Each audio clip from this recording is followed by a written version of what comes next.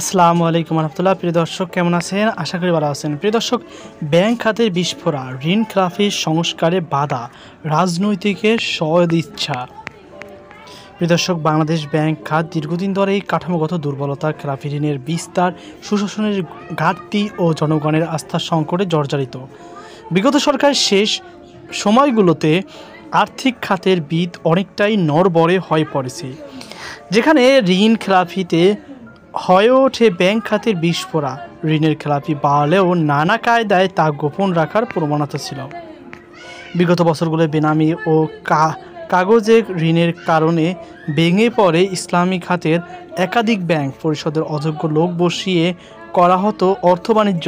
এসব সংকট কাটিয়ে উঠতে কেন্দ্রীয় ব্যাংকের এরই মধ্যে নানামুখী সংস্কারের উদ্যোগ নিয়েছে। সেসব উদ্যোগের কিছু বাস্তবায়ন শুরু হয়েছে। বিশেষজ্ঞরা মনে করছেন, সংস্কারের কার্যক্রম শুরু হলেও কাঙ্ক্ষিত অগ্রগতি এখনও পুরোপুরি দৃশ্যমান নয়। এর সুফল পেতে সময় লাগবে।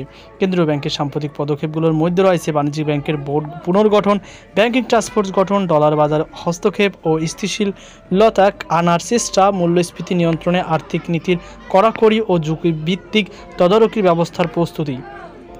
ব্যাংক খাতে টেকসই পরিবর্তন আনতে সময়ের পাশাপাশি রাজনৈতিক সংস্কারের প্রয়োজন। তার মতে, ভালো পরিকল্পনা থাকলেও রাজনৈতিক সদিচ্ছা ও কার্যকর বাস্তবায়ন ছাড়া এসব উদ্যোগ ফলপ্রসূ হবে না।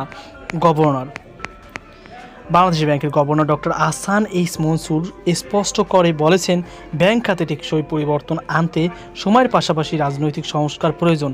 তার মতে, ভালো পরিকল্পনা থাকলেও রাজনৈতিক সদিচ্ছা ও কার্যকর বাস্তবায়ন ছাড়া এসব উদ্যোগ ফলপ্রসূ হবে না।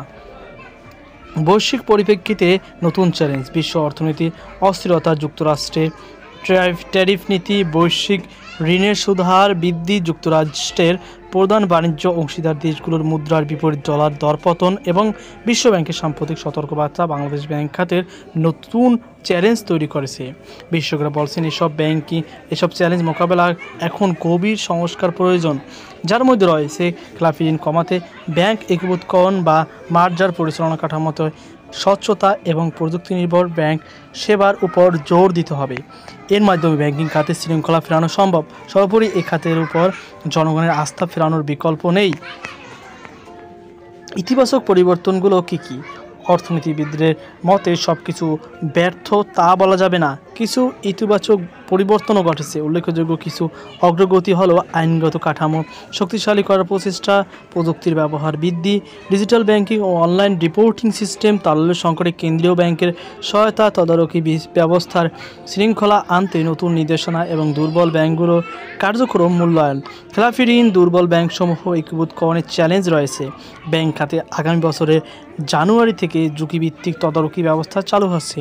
ফলে ব্যাংক ঋণ, আইনি বিধিবিধান, বাজার পরিচালনা ও কৌশলগত ঝুঁকি কার্যকরভাবে চিহ্নিত করা সহজ হবে।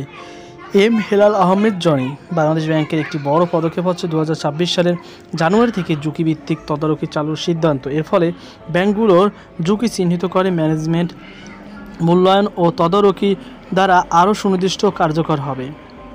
তো প্রিয় দর্শক, দেখতে পাচ্ছেন প্রধান প্রতিবন্ধকতা রাজনৈতিক অনিশ্চয়তা। বিশেষজ্ঞদের মতে, ব্যাংক খাতে কাঠামোগত সংস্কারের পথে সবচেয়ে বড় রাজনৈতিক অঙ্গীকার ঘাটতি। অনেক সময় রাজনৈতিক প্রভাব বা প্রভাবশালী পরিচালক গোষ্ঠীদের হস্তক্ষেপে সংস্কার প্রক্রিয়া বাধাগ্রস্ত হয়। দেশের ব্যাংক খাত বর্তমানে এক ধরনের সন্ধিক্ষণে দাঁড়িয়ে আছে। একদিকে নীতি নির্ধারকদের সংস্কার উদ্যোগ, অন্যদিকে বাস্তবায়নে ধীরগতি ও কাঠামোগত দুর্বল। সামনের দিনগুলোয় সত্যিকার অর্থে পরিবর্তন আনতে হলে প্রয়োজন রাজনৈতিক সদিচ্ছা, কার্যকর বাস্তবায়ন, নিয়মতান্ত্রিক তদারকি এবং সর্বোপরি জনগণের আস্থা ফেরানো। তো প্রিয় দর্শক, আশা করি আপনারা বুঝতে পেরেছেন। তো এই ছিল আমার সর্বশেষ আপডেট। এ নিয়ে আপনার কি মতামত অবশ্যই কমেন্টে জানাবেন। সকল ভালো থাকুন, আজকে পর্যন্ত আল্লাহ হাফেজ।